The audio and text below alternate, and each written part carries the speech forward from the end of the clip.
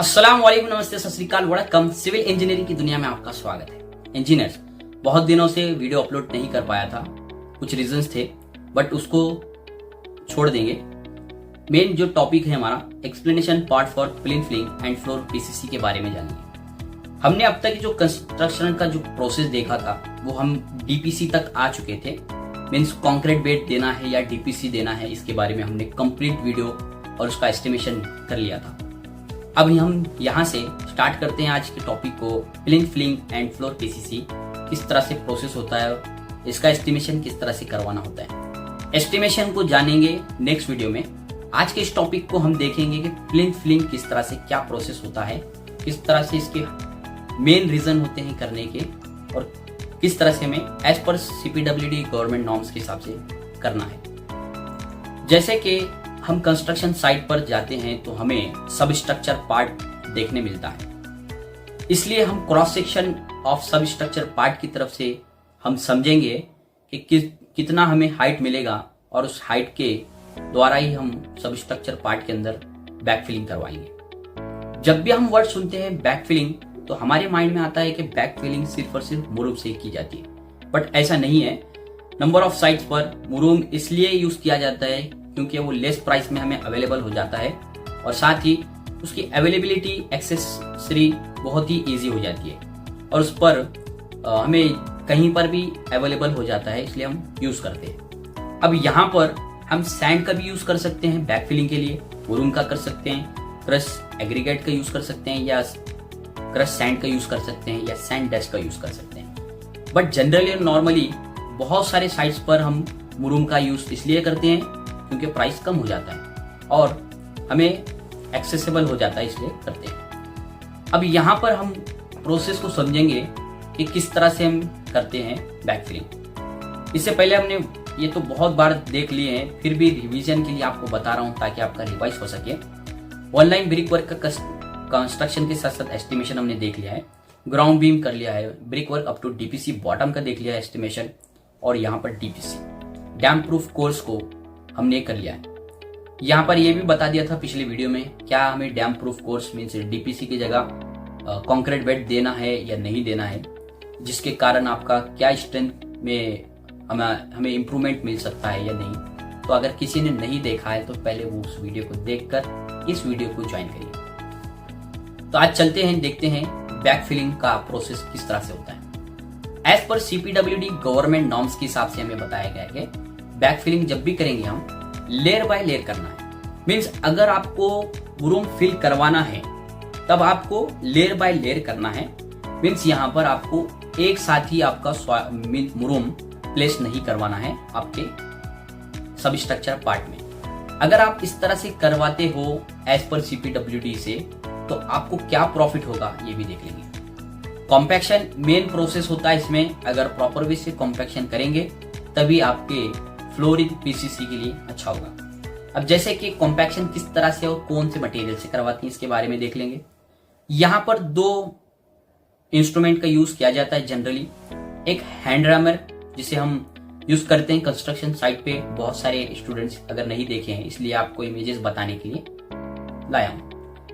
तो इस तरह से आपके हैंड रैमर यूज करते हैं कॉम्पैक्शन के लिए, और मशीन रैमर का यूज किया जाता है बड़े साइट्स पर जहां पे स्पीडी वर्क होता है, और ये इसमें जो इसका जो प्रोसेस होता है वो काम करता है ये डीजल पर। डीजल से यूज करते हुए यहाँ पर मशीन का यूज किया जाता है, और इससे हम करते हैं कॉम्पैक्शन। इसे कॉम्पैक्शन मशीन भी कहते हैं, वाइब्रेटर मशीन भी कहते हैं, और मशीन रैमर भी कहा जाता है।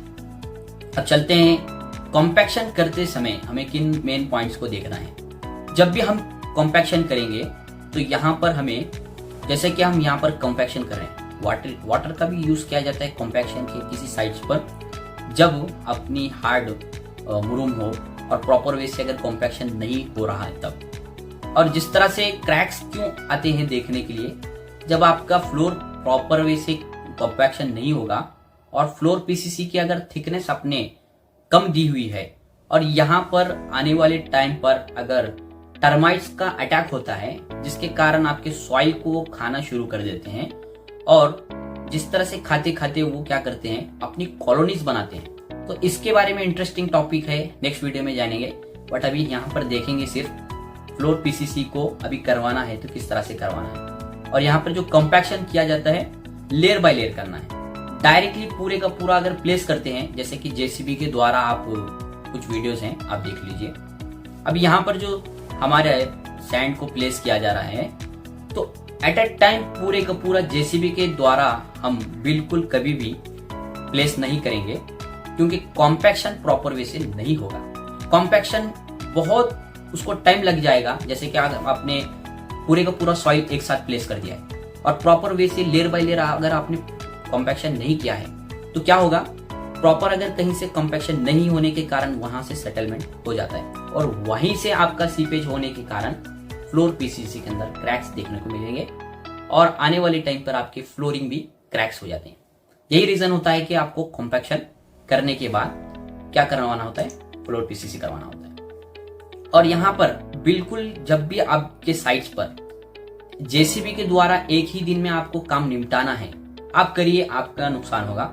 बट गवर्नमेंट साइट्स पर अगर प्रॉपर प्रोफेशनल इंजीनियर है और प्रोफेशनल वर्क किया जाता है वहां पर इन बातों को बहुत ही बारीकी से देखा जाता है। तो इसलिए बता रहा हूं ताकि आप भी इन फ्यूचर जब काम करोगे तो प्रॉपर वे से काम करो, ताकि जो भी आपका स्ट्रक्चर है सेफ एंड सेफ हो जाए।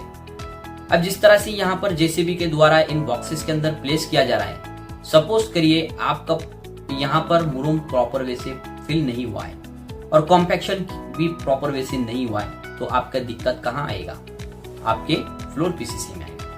अब यहाँ पर भी ये लोकल साइट्स की वीडियो है जो कि हमने आपके लिए लाए हैं ताकि एक अंडरस्टैंडिंग हो जाए कि कॉम्पैक्शन करते हैं कब और मुरूम कैसे प्लेस किया जाता है।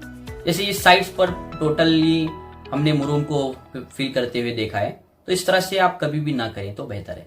अब इस साइट्स पर भी यहाँ पर क्या हुआ है, कॉम्पैक्शन करने के बाद आपको आपके बीम के थिकनेस से नीचे कितना रखना है, यहाँ पर आपको 4 इंच या 5 इंचेस तक आप नीचे रखना है, क्योंकि इतना हमें कम से कम 4 इंच मीन्स 100 mm का थिकनेस आपका फ्लोर पीसीसी का होगा। तो क्या होगा, जितना अगर अपना मटेरियल अच्छा फिलअप होगा यहाँ पर उतना हमारा फ्लोरिंग के लिए अच्छा होगा। आपका कम अगर फ्लोर पीसीसी के लिए कम अगर थिकनेस रखते हैं तो इन फ्यूचर्स क्या होता है, सीपेज के कारण आपके क्रैक्स होने के कारण आपकी फ्लोरिंग में क्रैक्स आते हैं। तो इससे बचने के लिए हम क्या करते हैं, थिकनेस को एक डिसाइड कर दिया गया है कि भाई इतना ही हमें थिकनेस रखना है। जरूरी नहीं है कि आप इतना है तो हम इतना कम कर देंगे, तो इससे क्या होगा, आप ही के कंस्ट्रक्शन में आपके हाउस के अंदर प्रॉब्लम होगा। तो ये एक सिविल साइट इंजीनियर को समझना चाहिए और प्रोफेशनली काम करवाना चाहिए, ताकि जो भी बना रहे हैं क्लाइंट्स उसकी पूरी जीवन की पूंजी लगाकर काम करवा रहा है, तो एक प्रोफेशनल सिविल इंजीनियर, ठेकेदार, मिस्त्री को इन मेन पॉइंट्स के ऊपर देखना चाहिए कि भाई किस तरह से प्रोसेस किया जा रहा है। अब यहाँ पर एक बात आती है कि सेप्टिक टैंक हो या वाटर टैंक हो उसको कब बनवाना चाहिए। क्या हमें फ्लोर पीसीसी से पहले मीन्स हम जब बैक फिलिंग करवाते हैं उसके बाद हमें सेप्टिक टैंक बनवाना है या पहले भी बनवा सकते हैं। अल्टरनेट मेथड्स हो सकते हैं।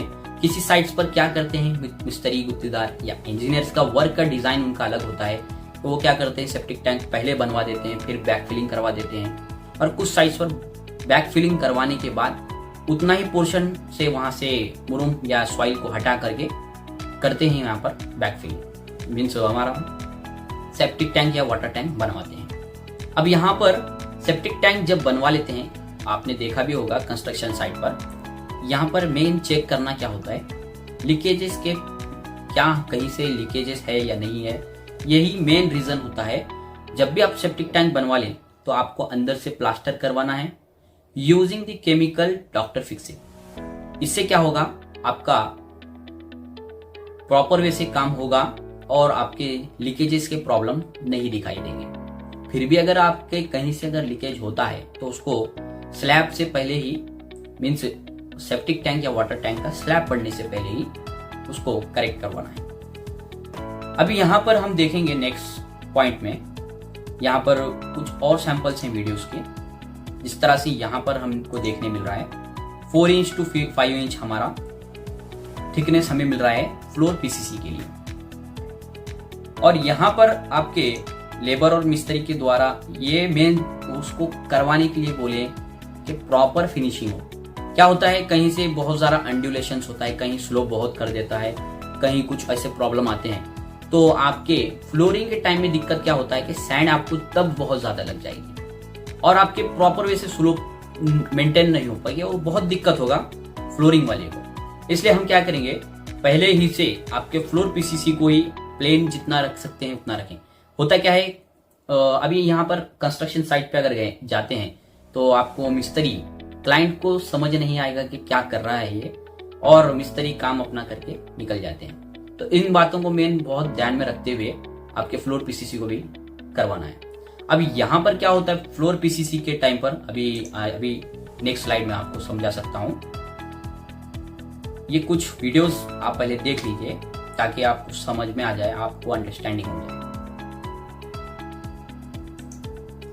ठीक है, अब नेक्स्ट स्लाइड पर चलते हैं। एक प्रोसेस होता है फ्लोर पीसीसी के लिए ठिया कब करवाते हैं, आपका जब एक कोई रूम हो या आपका कोई भी मींस आपका जब फ्लोर होगा, सब स्ट्रक्चर पार्ट के अंदर आप रूम फिल करवाते हैं, सैंड फिल करवाते हैं, कुछ भी कर लीजिए। बट मेन रीजन यही है कि कॉम्पैक्शन करवाने के बाद आपको यहाँ पर करवाना होता है एंटी टर्माइट का प्रोसेस। एंटी टर्माइट मैंडेटरी समझकर चलिए, क्योंकि क्या होता है किसी साइट्स पर अगर एंटी टर्माइट का पहले से ही अटैक है तो इन फ्यूचर्स उनके हाउस पर बहुत ही बड़ा अटैक हो सकता है टर्माइट का। टर्माइट के अटैक से बचने के लिए हम क्या करते हैं, एंटी टर्माइट करते हैं।